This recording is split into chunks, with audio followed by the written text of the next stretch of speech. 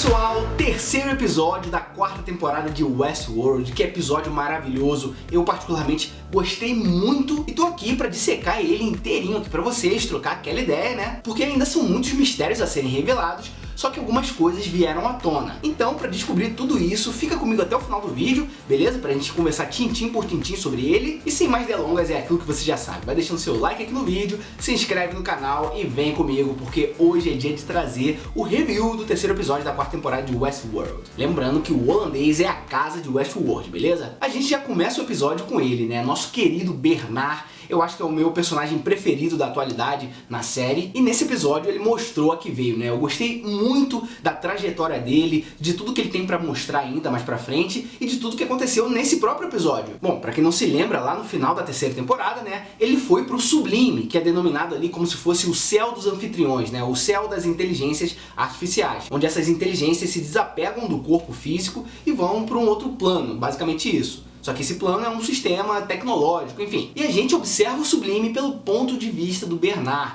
Inclusive, ele é recebido pelo Akeshita, né? Não sei se vocês lembram, mas ele é o ex-líder da Nação Fantasma que tinha lá no parque, né? Onde tinha ele, outros índios, enfim. E assim, antes do Bernard reencontrar esse cara, ele entra na torre, né? Finalmente, a torre tá lá, de fato agora, fisicamente. E lá dentro, o Akeshita explica pro Bernard que os anfitriões ali podem criar seu próprio mundo. E tudo aquilo que o Bernard estava vendo é exatamente o mundo do Bernard, tudo que ele está criando ali na mente dele. E o que acontece é que o Bernard precisa fazer isso, né, para conseguir salvar o mundo real, que é o seu objetivo. Ele estava executando cenários e criando simulações para descobrir como salvar o mundo e fazer com que ele não acabe. Sendo que em todos esses cenários o Bernard morria, né? Então ele estava observando tudo isso. Não sei se vocês pegaram a referência ou se vocês lembraram também, mas o Doutor Estranho em Guerra Infinita também tinha mais ou menos essa proposta, né? Essa pegada aí, de observar, de ver os cenários, meio que prever o futuro de certa forma, né? Vamos dizer assim. Então essa referência e esse tom ficaram bem explícitos pra mim, achei bem interessante. E ficou claro pra gente que um ano no mundo real é como se fosse um milênio ali no Sublime, ou mesmo que não seja um milênio, né? Ele tenha falado ali de forma figurativa, é muito tempo a mais do que no próprio mundo real. Então acho que fica claro pra gente que o Bernard tem esse objetivo de salvar a humanidade de certa forma, ou pelo menos contribuir muito pra isso. E o Stubbs está com ele, olha só ele aparecendo aí pra gente também, né? Como se fosse o braço direito do Bernard, vamos dizer assim. Porque agora que o Bernard saiu do Sublime, ele tem essa consciência, né? De saber o que vai acontecer mais pra frente. E o Stubbs só confia nele. O Bernard não explica muita coisa, né? Nem pro Stubbs, nem pra gente que tá assistindo. Mas a gente vai deduzindo algumas coisas e percebendo também. E nesse episódio, pessoal, nós acompanhamos basicamente dois núcleos, que foi justamente do Bernard, ali com o Stubbs, e também da Maeve com o Caleb, que eles estão ali no parque, né, naquele parque dos anos 20, da Era de Ouro, porque eles estão justamente buscando encontrar o Homem de Preto para, enfim, acabar com tudo isso que está acontecendo. E nesse parque a gente percebe que as coisas são bem parecidas com o primeiro parque lá de Westworld, né? Tipo, as mesmas histórias estão ali, os mesmos personagens, mesmo que com outra cara, só no caso os anfitriões usando rostos diferentes. A própria Maeve brinca com isso, né, dizendo que, pô, na minha época ali, sabe, no Westworld era bem melhor, eu interpretava bem melhor do que aquela ali. Então eu achei interessante esse paralelo também. Bom, não posso esquecer que temos sim mais um núcleo nesse episódio, né, que é o núcleo da Frank e da esposa do Caleb. Esse ponto é bem importante porque eu já vou chegar ali em uma outra situação mais pra frente, beleza? Porque a gente acompanha ali, vê que a menininha é bem esperta já, lá desde o início do primeiro episódio também, né? Porque nesse ela acaba percebendo, através do próprio ursinho, que aquele cara foi trocado por um anfitrião. Ela não percebe necessariamente que é um anfitrião ali, mas vê que algo tá estranho com aquele cara que tava cuidando delas. E aí já fala direto pra mãe e as coisas acontecem como vocês viram no episódio, não vou ficar narrando aqui. Porque no próprio início do episódio a gente percebe que ela tá tentando se comunicar com o pai através do rádio, né? E aí já bem nesse início a gente fica estranhando, né? Caramba, por que tá aparecendo tanto esse núcleo,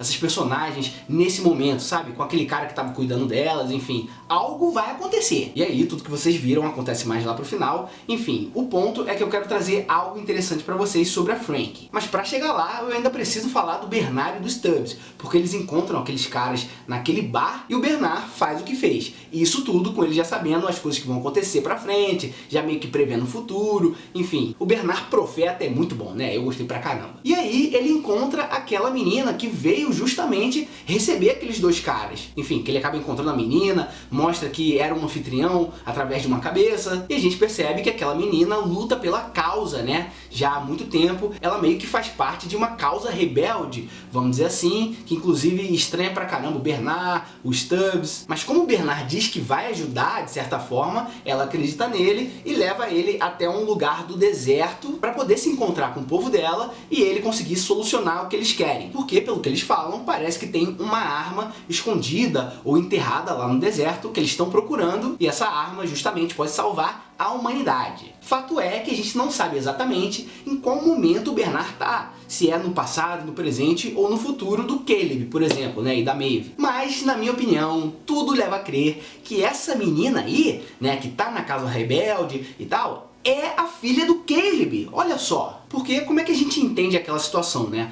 Parece que os anfitriões, naquele momento ali que o Bernard tá com os Stubbs, tomaram o mundo e existem grupos rebeldes aí de seres humanos tentando voltar com a dominação da humanidade, meio que isso, né? Salvar a humanidade dos anfitriões. Eles não deixam isso de uma forma clara, mas pra mim fica pré-estabelecido. Até porque, qual seria o motivo de existirem grupos rebeldes? Por que eles existem? Por que eles estão ali? Justamente para lutarem contra os anfitriões que dominaram o poder no mundo. E aí, essa arma, né, que eles não explicam direito porque seria usada contra os próprios anfitriões. Essa arma que eles precisam achar que tá ali no deserto e tal. Então esse momento foi bem interessante porque mesmo cheio de mistérios, deu pra pescar essas situações. Isso que é o Westworld, sabe? Quando eles mostram alguma coisa complexa e aí a gente tenta decifrar e às vezes até consegue, né? Mostrar algum mistério que parece não ter solução. Não na terceira temporada, que eles traziam vários mistérios e tal, várias coisas inteligentes e bizarras, mas que a gente não conseguia acompanhar direito, perceber as coisas, sabe? Essa quarta temporada tá mais palpável até, pelo menos na minha opinião. Daí a gente volta lá pro parque, né, com Caleb e a Maeve, eles tentando entrar no subsolo, invadir tudo lá. Quando eles percebem que o massacre no parque lá de Westworld virou uma atração do parque, desse novo parque, né, meio que uma diversão ali. Isso é bizarro, né? E a gente pode tentar associar coisas que acontecem no nosso próprio mundo real, né? O Westworld é muito disso. Lógico que é ficção científica primeiramente, mas eles trazem várias questões também a serem refletidas. E é justamente ali no parque que a gente vai percebendo algumas coisas junto com o Caleb e a Maeve, né? O lance lá das moscas que a gente falou no episódio passado, como se tivesse uma certa nanotecnologia ali nelas, implementada, né? E essas moscas seriam o quê? O controle dos seres humanos, onde os anfitriões liberam elas, elas vão lá e controlam os seres humanos. Tudo isso é mostrado de uma forma muito clara ali nesse episódio, tanto é que as moscas vão ali, são atraídas